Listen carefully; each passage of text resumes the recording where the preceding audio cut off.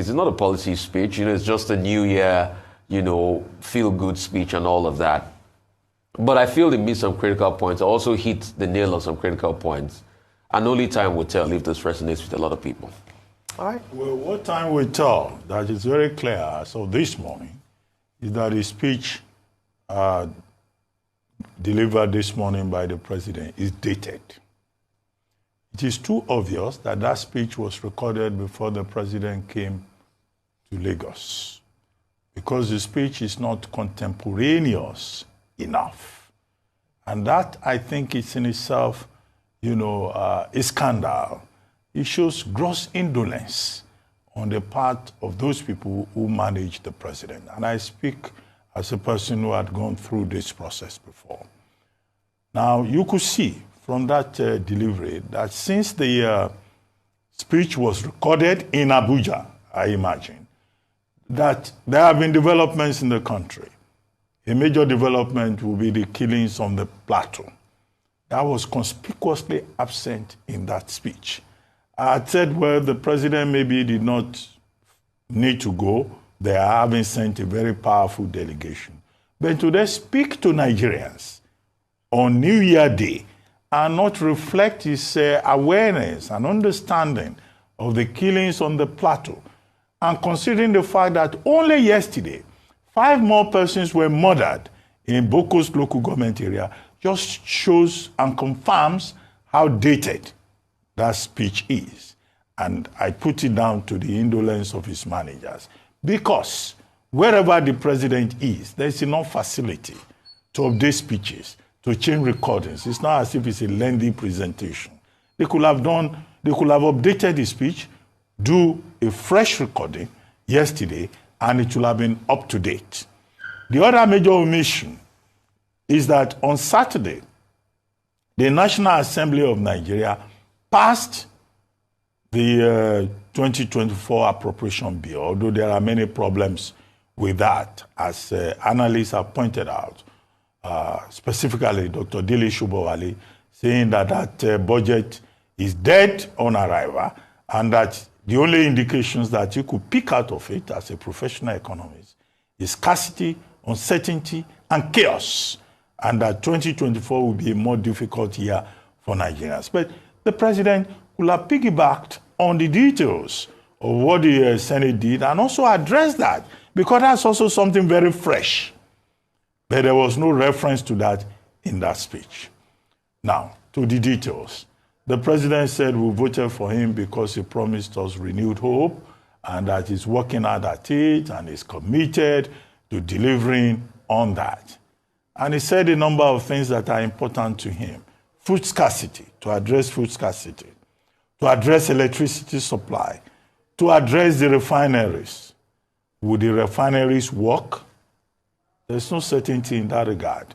And maybe that's the uncertainty that Dele Shubowale is talking about.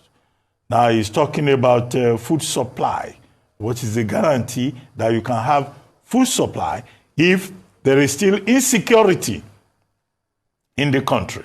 The president says in that speech, in fact, that security in the country has improved. Now, how do you say that to Nigerians just less than a week after people were being killed almost on a daily basis in over 58 communities in Plateau?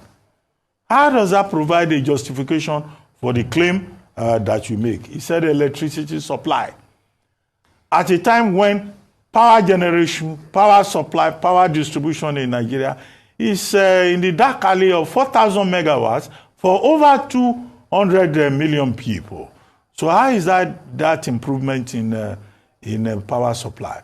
The president also talked about his commitment to attracting foreign investment, FDI, at a time within the same week that the National Bureau of Statistics announced to us that capital importation to the country has fallen, and that 27 states of the Federation attracted zero importation of capital. And at a time where we've been told that companies are leaving Nigeria, P&G has left, Jumia may follow, ShopRite is following, other companies like that are leaving Nigeria in droves.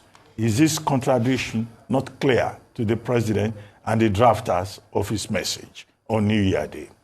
However, he admitted that there is a lot of hardship in the country as a result of foreign exchange crisis and the removal of fuel subsidy.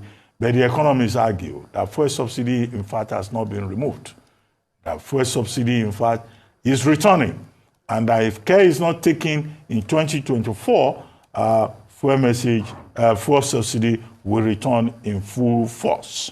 Now, the president then puts the responsibility on all of us. He said in that piece that we are joint heirs of the Commonwealth, and we also have a responsibility. Yes, we the people have a responsibility, but what we keep saying is that government cannot keep telling us to make sacrifice, and government is not listening. The conspicuous consumption that was demonstrated by way of the president going to the mosque to go and pray on Friday in Lagos, and he had a convoy that looked like he was going to war. Nobody goes to the mosque to go and wage war.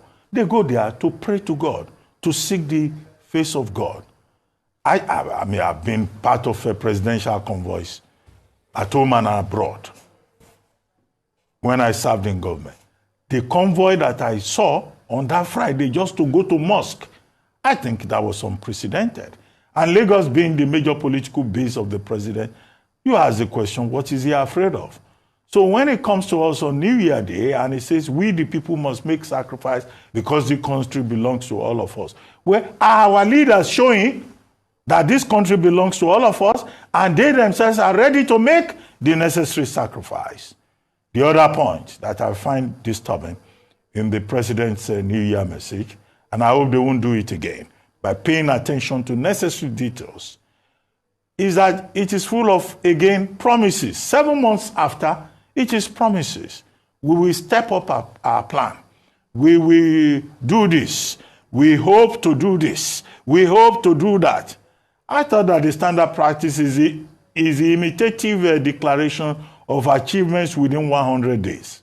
In that whole speech, on New Year Day, 7 months after, I think it's quite disturbing that the president could not point to concrete achievements of what his administration has been able to do.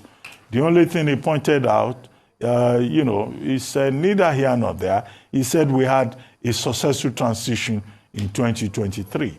Well, he can say that because he's the main beneficiary. I don't think that those who lost out in that process would be saying the same thing. And he says he will fight every obstacle in the way of business commitment. Okay, which obstacles is he going to fight, really? Is it the foreign exchange crisis? Is it the devaluation of the naira? Is it the lack of confidence and trust on the part of the Nigerian people? Is it the creeping pandemic of empty pockets that Nigerians are groaning under?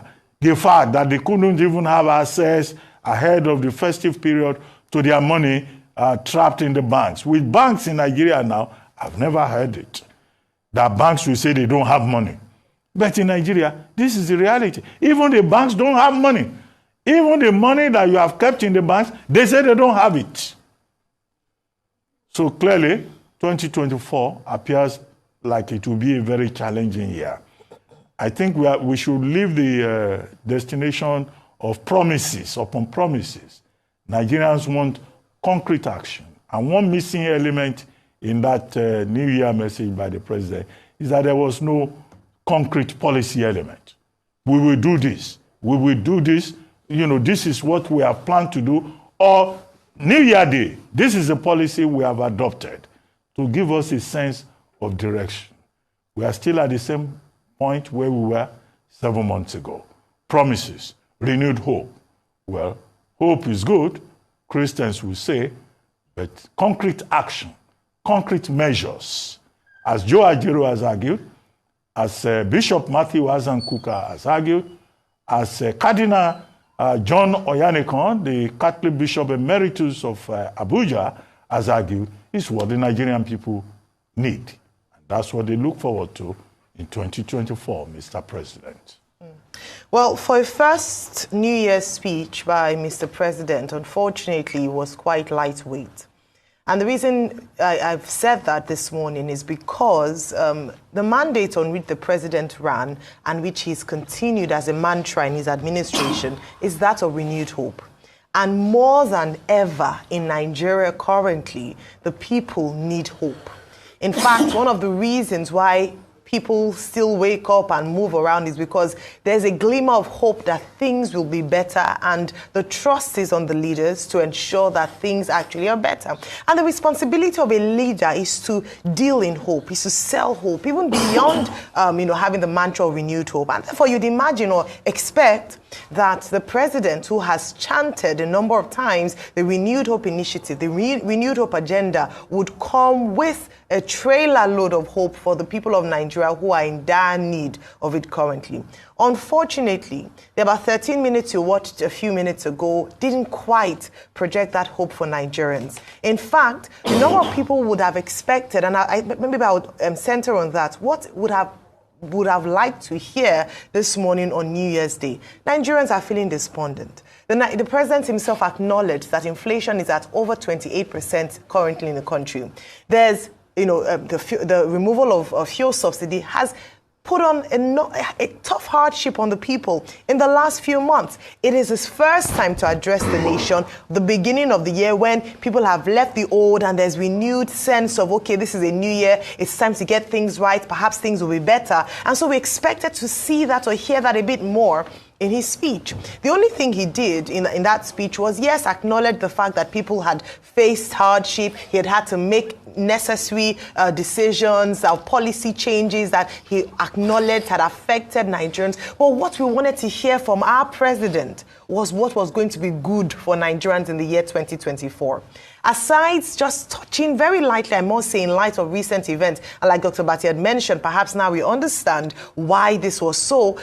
On security matters, which is the first on his 8-point agenda, even the previous president, as criticized as he was with his reaction or perhaps disposition to addressing very difficult times in the nation, acknowledged at different times during his New Year speeches or about the deaths of those or people we had lost the previous year, an acknowledgement of people who didn't make it to the new year. And following the loss of lives in the last few months, one would have thought the president would have, in showing empathy, in showing leadership, have started on that note to acknowledge the fact that things, when it comes to security, while still a work in progress, would acknowledge the sacrifices of people who had to pay the ultimate price.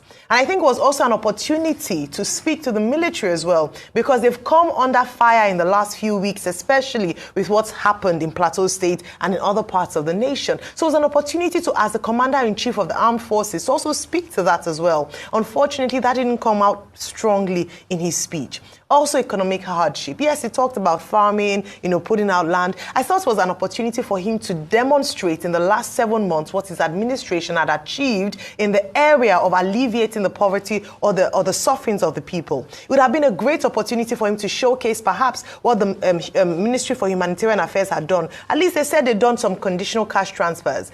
In my humble opinion, his handlers also have infused that in his speech. When you want to infuse hope or bring hope to people, you demonstrate what has been done to give them a taste of what is to come, that things will get better. Nigerians want to hear that currently. And perhaps it goes again to asking the question, do you understand the sufferings of the people? So yes, it's not a policy speech. However, right now, what Nigerians want to hear is that things will get better. And more than that, is how things will get better. He talked about Nigeria being the destination for investment, right soundbite, but unfortunately, the evidence... People say it was low on detail, but the question people also ask is, it's not a policy speech.